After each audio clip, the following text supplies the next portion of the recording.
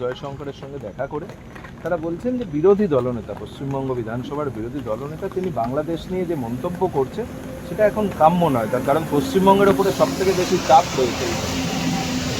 এই ব্যাপারে যা বলার নিশ্চিতভাবে মাননীয় বিরোধী দলনেতা শুভেন্দুবাবুই বলবেন।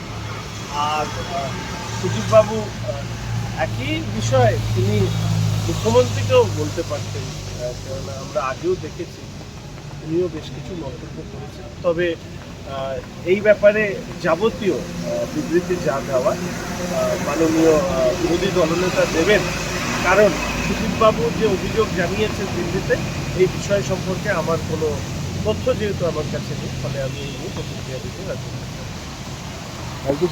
আবারও তিনি বললেন যে তার সঙ্গে সংবিধান আছে, 293 জন একদিকে থাকুক, আমি একা, এই লড়াইটা চলবে, আগামী দিনে বিজেপি সরকার এলেও আমাদের গলা চেপে ধরবে। দেখুন, আমি তো সবসময় বলি আমার সহকর্মী বন্ধুও ওর প্রতিটি বিবৃতি নিশ্চিতভাবে আমাদের প্রদেশ থেকে লক্ষ্য রাখা হচ্ছে। পরিষদীয় দলের সচেতক হিসাবে যা বলার আমি আমার দলের কাছে জানাই। যেহেতু এটা সহকর্মী বন্ধু বিধায়কের বিবৃতি নিয়ে বক্তব্য, সেটা আমি প্রেসের কাছে না বলে বরঞ্চ আমার দলের কাছে বলাটাই ভালো বলে মনে করি। কোর্ট বেঁধে দিয়েছিল সেই পরিধি বাড়ানোর জন্য, মানে সক্রিয়তা বাড়ানোর কোনো কৌশল। উনি আরও নতুন নতুন প্রতিদ্বন্দ্বীদের সাথে নাম তুলেছেন, তেজামুল, বিসিপি, ওনার যে এত কম্পিটিটার বেড়ে গেছে, মানে ছোটো জায়গায় আর কাজ হচ্ছে না, বড়ো জায়গাতে, ওই জন্য গিয়েছে। তো মানুষ সম্পর্কে প্রশ্ন করা, প্রশ্ন শোনা দুটোই সময় নষ্ট করা, কেননা এরাই হচ্ছে পশ্চিমবঙ্গের ভিতটাকে ধরিয়ে দেওয়ার ক্ষেত্রে ছোটো ছোটো উপাদান হিসেবে থাকে। এবং গতকালের পরেও আজকেও বিভিন্ন জায়গায় দেখা যাচ্ছে যে ধ্বংসাত্মক কার্যকলাপ চলছে বাংলাদেশে, আপনি বলবেন কি বার্তা?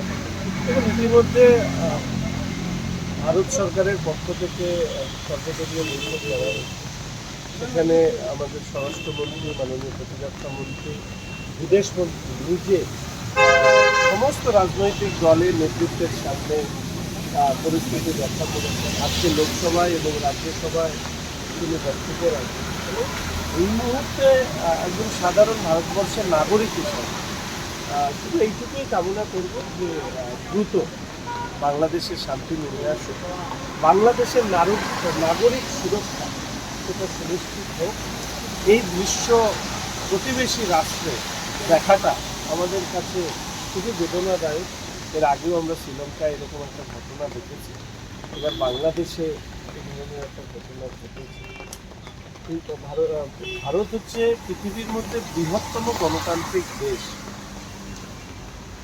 প্রতিবেশী গণতান্ত্রিক দেশে এই ধরনের ঘটনা ঘটলে স্বাভাবিকভাবেই সারা পৃথিবীর যে গণতান্ত্রিক বাতাবরণ তার পক্ষে উদ্বেগে, তাই আশা রাখি যে দ্রুত বাংলাদেশে শান্তি নেমে আসে। তৃণমূল